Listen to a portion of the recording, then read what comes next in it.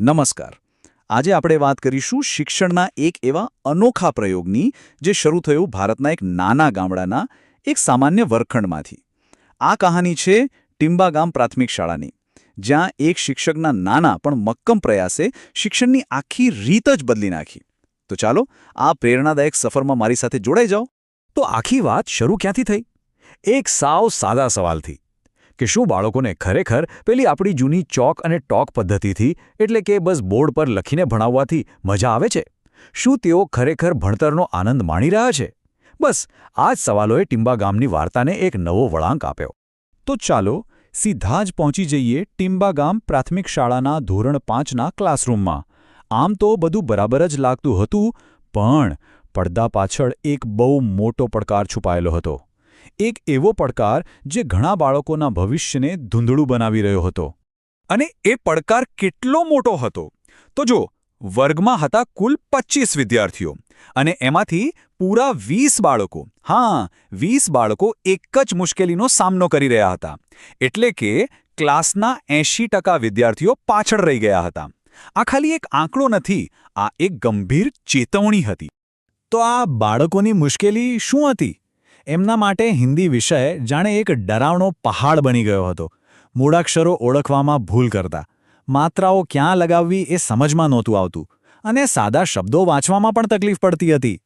આ બધાને કારણે થયું શું? એમના મનમાં વિષય માટે ડર બેસી ગયો અને ભણવામાંથી રસ જ ઉડી ગયો. પણ કહેવાય છે ને કે જ્યાં સમસ્યા હોય ત્યાં જ સમાધાન પણ છુપાયેલું હોય છે. અને અહીંયા સમાધાન બનીને આવ્યા એ જ શાળાના મુખ્ય શિક્ષક અને આચાર્ય શ્રી સતીશ પ્રજાપતિ. એમણે આ પડકારને ખાલી જોયો નહીં, પણ એને જડમૂળથી ઉખાડી ફેંકવાનો જાણે સંકલ્પ કરી લીધો. અને એમના આ જ સંકલ્પમાંથી જન્મ થયો એક અદ્ભુત પ્રોજેક્ટનો, જેનું નામ હતું શિક્ષા કી એક નઈ ઉડાન. સાંભળજો, આ ખાલી એક પ્રોજેક્ટનું નામ નહોતું, આ એક આખો વિચાર હતો. ભણતરને ક્લાસરૂમની 4 દિવાલોમાંથી બહાર કાઢીને એને જીવંત બનાવવાનો, પ્રવૃત્તિમય બનાવવાનો.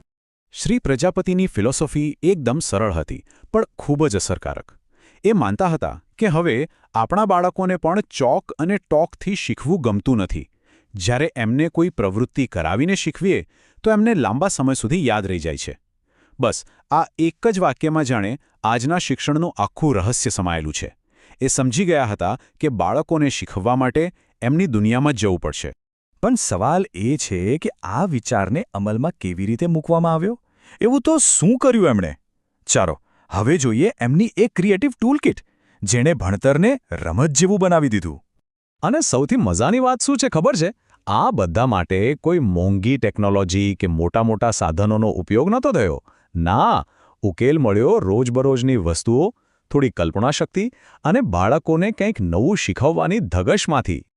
અને એમની ટૂલકિટ, અરે વાહ, શું કમાલની હતી! જરા કલ્પના તો કરો, દરરોજ બાળકો મૂળાક્ષરો, શબ્દો કે વાર્તાના આઈકાર્ડ પહેરીને ફરે, જેથી એ પોતાની રીતે શીખી શકે. પછી દર શુક્રવારે શબ્દ ટી-શર્ટ ડે. આખો ક્લાસ જાણે એક ચાલતો ફરતો શબ્દકોશ બની જાય. એટલું જ નહીં, શબ્દ છત્રી અને શબ્દ પતંગ જેવી રમતોથી ભણતર એક તહેવાર બની ગયો. અને પેલી નકામી દોનાની ફિરકીઓ હોય ને, એમાંથી શબ્દચક્ર બનાવીને શબ્દ ભંડોળ શીખવ્યું. અને હા, સારું કામ કરવા બદલ રોજ એક નાનકડી બોલપેનનું ઇનામ. આ નાનકડી વાતે બાળકોમાં કેટલો ઉત્સાહ ભરી દીધો હશે! સારું, આટલી બધી મહેનત કરી, આટલા બધા નવા પ્રયોગો કર્યા, પણ એનું પરિણામ શું આવ્યું? શું ખરેખર બાળકોના જીવનમાં કોઈ ફરક પડ્યો? ચાલો હવે આખી કહાનીના સૌથી રોમાંચક ભાગ પર આવીએ. પરિણામો સાચું કહું તો ધાર્યા કરતાં પણ વધુ સારા હતા. જે 20 વિદ્યાર્થીઓ હિન્દીનું નામ સાંભળીને પણ ગભરાઈ રહેતા હતા, એ જ 20 વિદ્યાર્થીઓ હવે એકદમ આત્મવિશ્વાસથી હિન્દી વાંચતા થઈ ગયા હતા. આ કોઈ નાનો મોટો સુધારો નહોતો, આ તો એક સંપૂર્ણ પરિવર્તન હતું. અને આ બદલાવ ખાલી માર્કશીટ પર નહોતો દેખાતો, એ બાળકોના ચહેરા પર દેખાતો હતો. એમના મનમાંથી હિન્દીનો ડર સાવ ગાયબ થઈ ગયો હતો, અને એની જગ્યાએ હવે આત્મવિશ્વાસ છલકાતો હતો. હવે એ લોકો શબ્દો અને વાક્યો લખવામાં ભૂલો ઓછી કરતા હતા. અને સૌથી અગત્યની વાત, એમના દિલમાં ભાષા માટે સાચો પ્રેમ, એક સાચી જિજ્ઞાસા જાગી હતી. પણ એક સારી વાતની સુગંધ ક્યાંય રોકાય છે? આ સફળતાની કહાણી પણ ટિંબા ગામની શાળાની દિવાલોની બહાર નીકળીને દૂર દૂર સુધી ફેલાવા લાગી. અહીં તમે જોઈ શકો છો કે આ પ્રયોગની સફળતા કેવી રીતે ફેલાઈ.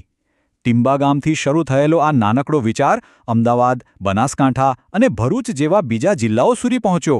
ત્યાંની શાળાઓએ પણ એને અપનાવ્યો.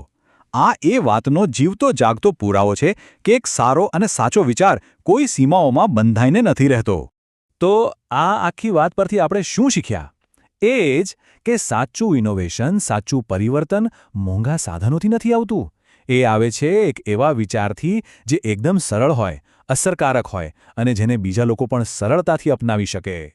અને જતાં જતાં એક સવાલ તમારા માટે પણ, કે શિક્ષણમાં જે સાચો અને કાયમી બદલાવ છે એ ખરેખર આવે છે ક્યાંથી? શું એ મોટી મોટી સરકારી યોજનાઓથી આવે છે કે પછી સતીશ પ્રજાપતિ જેવા કોઈ એક સમર્પિત શિક્ષકના દિલ અને દિમાગમાંથી, જે પોતાના એક વર્ગખંડમાં ક્રાંતિ લાવીને હજારો બાળકોનું ભવિષ્ય રોશન કરી શકે છે? કદાચ આનો જવાબ આપણે સૌ આપણી અંદર જાણીએ છીએ.